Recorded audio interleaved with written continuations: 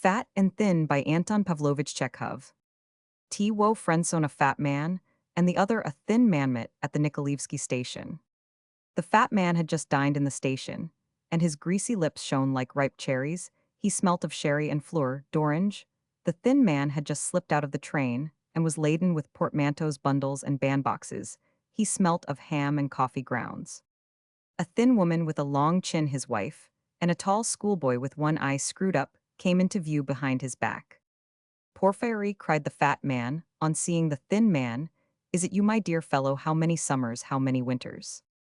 Holy saints, cried the thin man in amazement. Misha, the friend of my childhood, where have you dropped from? The friends kissed each other 3 times, and gazed at each other with eyes full of tears. Both were agreeably astounded. My dear boy, began the thin man, after the kissing, this is unexpected. This is a surprise. Come, have a good look at me, just as handsome as I used to be, just as great a darling, and a dandy. Good gracious me, well? And how are you made your fortune? Married? I am married. As you see, this is my wife, Liugs. Her maiden name was Vansenbach, of the Lutheran persuasion. And this is my son Nathanael, a schoolboy in the 3rd class. This is the friend of my childhood, Nathania. We were boys at school together. Nathanael thought a little and took off his cap. We were boys at school together, the thin man went on. Do you remember how they used to tease you? You were nicknamed Herostratus, because you burned a hole in a school book with a cigarette, and I was nicknamed Ephialtes because I was fond of telling tales. Ho ho.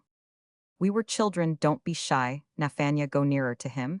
And this is my wife, her maiden name was Vansenbach, of the Lutheran persuasion. Nathanael thought a little and took refuge behind his father's back. Well, how are you doing, my friend? The fat man asked, looking enthusiastically at his friend. Are you in the service? What grade have you reached? I am, dear boy, I have been a collegiate assessor for the last 2 years, and I have the Stanislav. The salary is poor, but that's no great matter. The wife gives music lessons, and I go in for carving wooden cigarette cases in a private way. Capital cigarette cases.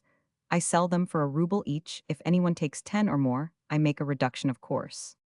We get along somehow. I served as a clerk, you know, and now I have been transferred here as a head clerk in the same department. I am going to serve here. And what about you? I bet you are a civil counselor by now. They? No, dear boy, go higher than that, said the fat man. I have risen to privy councillor. Already I have 2 stars. The thin man turned pale and rigid all at once, but soon his face twisted in all directions in the broadest smile.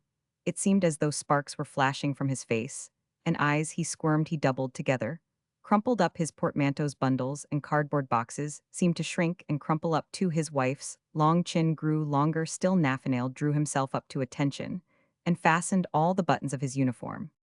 Your Excellency, I delighted the friend, one may say, of childhood, and to have turned into such a great man. He. Come, come, the fat man frowned. What's this tone? For you and I were friends as boys, and there is no need of this official obsequiousness. Merciful heavens, Your Excellency, what are you saying? Sniggered the thin man, wriggling more than ever. Your Excellency's gracious attention is like refreshing manna. This, Your Excellency, is my son Nathanael, my wife. Liu is a Lutheran in a certain sense. The fat man was about to make some protest, but the face of the thin man wore an expression of such reverent sugariness and mawkish respectfulness that the privy councillor was sickened. He turned away from the thin man, giving him his hand at parting. The thin man pressed 3 fingers, bowed his whole body, and sniggered like a Chinaman. Heh. His wife smiled. Nathanael scraped with his foot and dropped his cap. All 3 were agreeably overwhelmed.